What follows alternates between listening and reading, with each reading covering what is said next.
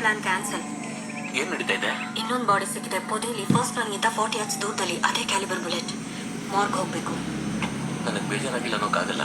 ಹೊರಡೋಕೆ ಮುಂಚೆ ನಿನ್ ಜೊತೆ ಸ್ವಲ್ಪ ಟೈಮ್ ಸ್ಪೆಂಡ್ ಮಾಡೋಣ ಅನ್ಕೊಂಡಿದ್ದೆ. ಸದ್ಯಕ್ಕೆ ನಾವು ಎಲ್ಲಿ ಹೋಗೋದು ಕಷ್ಟನೇ. ರೀಚ್ ನೀವಿಬ್ರು ಒಳಗಿದ್ದಾಗ ಹಬಲ್ ಏನಾದ್ರು ಹೇಳ್ತಾ? ಇಲ್ಲ. ಶಾಟ ಉಷಾ ಅವರು ಫಿನ್ಲಿ ಬಾಯ್ನ